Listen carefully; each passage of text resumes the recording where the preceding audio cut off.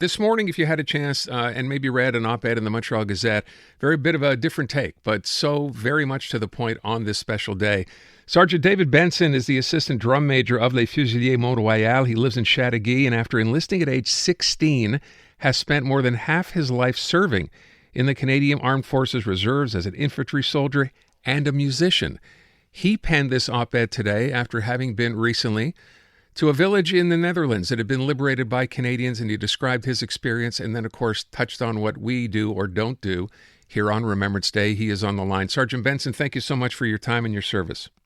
It's absolutely my pleasure. Thank you for having me. Let me begin by asking what led you to do this. I read the piece. I understand, or I can begin to understand how moving it was for you to be there, to see so many people out there thanking Canadians for having liberated them in the Second World War. How did it make you feel when you were there seeing this? It was very humbling and very touching. Honestly, a life-changing experience, being able to see how seriously they take their remembrance. It brought a lot of emotions. Having served for so long, I've had friends who have deployed and come back with various injuries. Some who don't come back. So it touched me very greatly to see how seriously they take that sacrifice. And it reminded me that sometimes at home we take it for granted. Yeah, and that's the part that really, stands out. I talked about this earlier on as well without having to dwell on that, how I remember being on the street in downtown Montreal not that many years ago at 11 o'clock when ceremonies were going on just inside the Rada Gates of McGill. And even though that was only a block or 2 blocks away from where I was, people on the street paid little attention or no attention at all. I stopped and stood by my car and looked around, and everybody else was just carrying on with their day. It's that kind of reaction, right? That unless you have something like what you had a chance to see, which was how other people take their freedom, their liberty so seriously, and how important it is to them, that makes you wonder why we don't do that here. Do you have an idea of why you think we don't here? It's hard to say, but I think complacency really is the word for it. As I say in the article, the people of the Netherlands had their freedom stripped from them. They were occupied during the war, and Canada has never experienced that in our history. And since we've never had an occupying army, we've never experienced that level of oppression.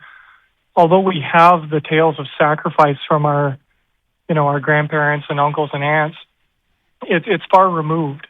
Whereas in the Netherlands, it's so close. Everybody not only had aunts, uncles, military servicemen, but their grandmother, their sister, civilians as well. And it impacted them so much more that they do not take it for granted. Whereas here, it still is an event that not only took place far away in terms of geography, but also in terms of time now. And so as we get further and further from the wars, it becomes easier and easier to forget. Can you just describe, it's in the article for people who did not see this, when you talk about the crowds, the people in this village in the Netherlands coming out, there was an event as well. How many people do you say turned out?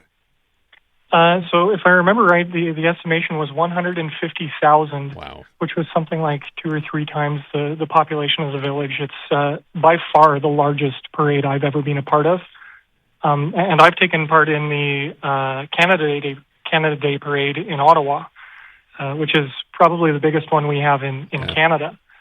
But that was maybe 30 or 40,000 and pales in comparison to the 5-kilometer parade route we had in the Netherlands. Isn't that something? 150,000 people turning out. And I'm going to guess perhaps some of them came up to you to thank you? Yeah, absolutely. As we were marching, children would come out in the street and shake our hands. There were people hanging off of balconies. People would come up and say, thank you for your service, thank you for being here. Truly an incredible moment that I'll never forget. It really felt like you were in one of the pictures from VE Day and the parades that happened then. Yeah. You also, though, I mean, being there, that's one thing, seeing people coming out and thanking you for your service and, how Canada changed, their lives basically for good.